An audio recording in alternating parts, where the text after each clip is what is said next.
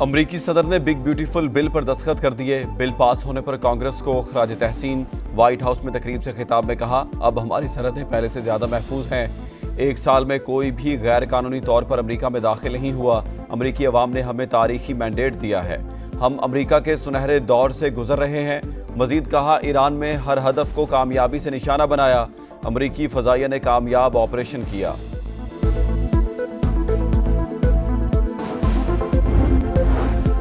اسلام آباد کے مختلف علاقوں میں بارش، موسم خوشگوار۔ بہرہ کہو، بری امام، چک شہزاد، بنی گالا، G6، F8 اور F10 میں بادل برسے۔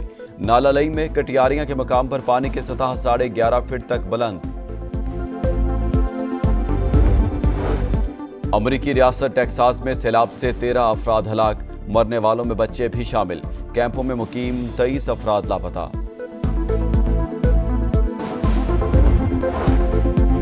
کراچی کے علاقے لیاری بغدادی میں عمارت گرنے سے اموات کی تعداد 13 ہو گئی۔ متعدد افراد زخمی، ملبے تلے دبے 3 افراد کی نشاندہی۔ 40 دن کی بچی کو زندہ نکال لیا گیا۔ 16 گھنٹے بعد بھی امدادی کارروائیاں جاری۔ 2 فلورز کا ملبہ ہٹا دیا گیا۔ تنگ گلیوں کے باعث ریسکیو ٹیموں کو مشکلات کا سامنا۔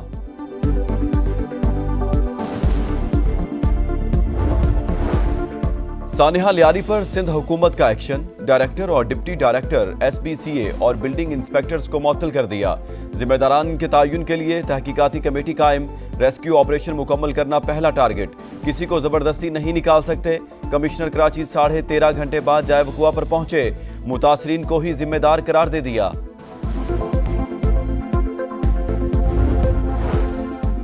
بڑا سانحہ گزر گیا، لوگ چیختے چلاتے رہے۔ میئر کراچی لیاری واقعے کے بعد 4.5 گھنٹے تک غائب، پھر موقع پر پہنچ کر فوٹو سیشن کرایا، ڈرون سے فوٹیجز بنوائیں۔ عمارت مخدوش ہونے اور مکینوں کو انخلاء کے نوٹس جاری ہونے کا موقف اپنایا اور چل دیے۔ کراچی میں عمارت گرنے سے قیمتی جانوں کا ضیاع، سیاسی قیادت کا اظہار افسوس۔ صدر مملکت کی امدادی سرگرمیاں تیز کرنے کی ہدایت۔ وزیر اعظم شہباز شریف کا مستقبل میں ایسے حادثات سے بچنے کے لیے حکمت عملی ترتیب دینے کا حکم۔ بلاول بھٹو کے متاثرین کو ہر ممکن تعاون کی یقین دہانی۔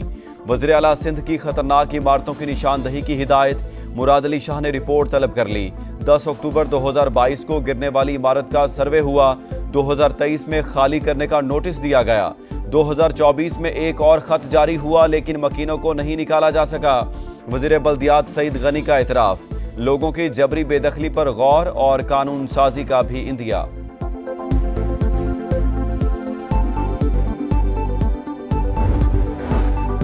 سندھ میں 17 برس سے پیپلز پارٹی کی حکومت وہی حادثے کی ذمہ دار ہے۔ شہر میں بے ہنگم تعمیرات پر آنکھیں کیوں بند رکھی گئیں؟ اپوزیشن لیڈر علی خورشیدی کا سوال۔ امیر جماعت اسلامی کراچی حافظ منم ظفر کی بھی تنقید۔ SPCA کو ذمہ دار قرار دے دیا۔ پاکستان اور آذربائیجان کے درمیان سرمایہ کاری اور شراکت داری میں بڑی پیش رفت۔ $2 ارب کی سرمایہ کاری کے معاہدے پر دستخط۔ وزیر اعظم شہباز شریف اور صدر الہام علیوف کی ملاقات میں باہمی تجارت کے مزید فروغ پر بھی تبادلہ خیال۔ میڈیا سے گفتگو میں وزیر اعظم نے کہا، مستقبل میں سرمایہ کاری کئی گنا بڑھائیں گے۔ شہباز شریف کی ایرانی صدر مسعود پزشکیان، ترک صدر رجب طیب اردوان اور ازبکستان کے صدر مرزیوف سے بھی ملاقاتیں۔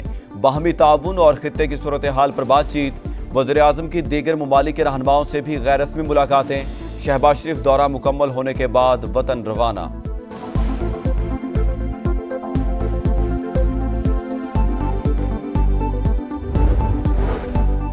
سندھ طاس معاہدے کی یک طرفہ معطلی ناقابل قبول، کسی بھی صورت خطرناک اقدام کی اجازت نہیں دیں گے۔ وزیر اعظم کا بھارت کو پھر 2 ٹوک پیغام۔ اقتصادی تعاون تنظیم کے سربراہی اجلاس سے خطاب میں شہباز شریف نے کہا، پانی 24 کروڑ پاکستانیوں کی لائف لائن ہے، بھارت اسے بطور ہتھیار استعمال کر رہا ہے۔ پاکستان پر حملہ کر کے امن خطرے میں ڈالا۔ فیلڈ مارشل عاصم منیر کی قیادت میں پاک فوج نے بھرپور جواب دیا۔ مارکہ حق میں شاندار فتح، دشمن حیران پریشان۔ بھارتی فوج کے نائب سربراہ نے پاکستان کی عسکری برتری اور اپنے ایئر ڈیفنس سسٹم کی ناکامی کا اعتراف کر لیا۔ Lieutenant general Rahul Singh electronic warfare میں افواج پاکستان کی صلاحیتوں کے معترف۔ ڈیفنس انڈسٹری کی تقریب سے خطاب میں کہا، پاکستان کو ہماری نقل و حرکت اور اسٹریٹجک تیاریوں کا پہلے سے علم تھا۔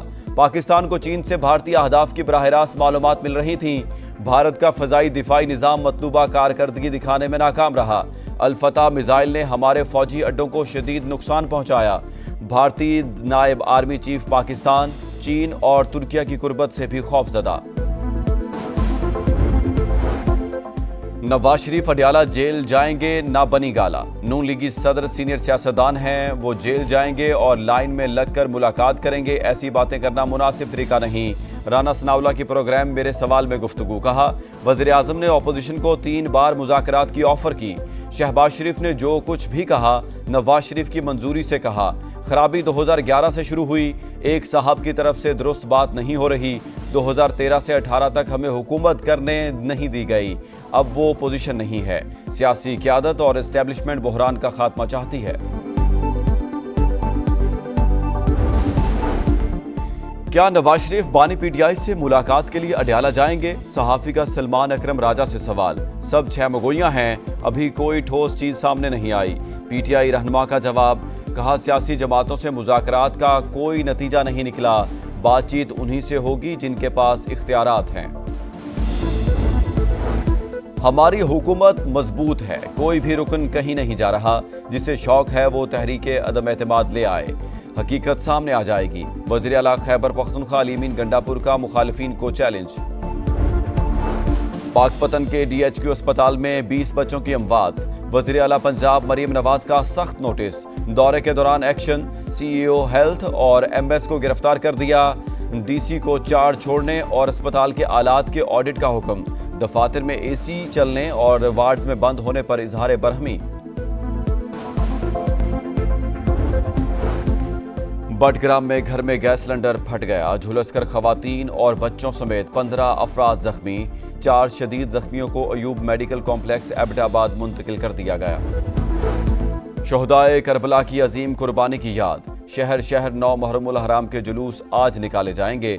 मजालिस का इनेकाद भी होगा। सिक्योरिटी के सख्त इंतजामात। कई मकामात पर मोबाइल फ़ोन सर्विस भी जुज़वी तौर पर मुअत्तल रहेगी।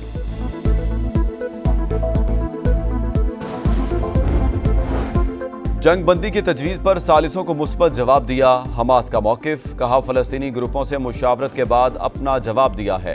फौरी तौर पर मुज़ाकरात में जाने के लिए मुकम्मल तैयार हैं। और कैप्टन कर्नल शेर खान शहीद निशान हैदर का 26वां यौम शहादत। वतन के जांबाज सपूत ने कारगिल के महाज पर शुजाअत की दास्तान रकम की। दुश्मन भी 8 हमले नाकाम बनाने वाले मर्द मुजाहिद की बहादुरी तस्लीम करने पर मजबूर हो गया। Field marshal Syed Asim Munir, chairman joint chiefs of staff committee services chiefs और मुसल्लह अफवाज का शहीद को खराज अकीदत।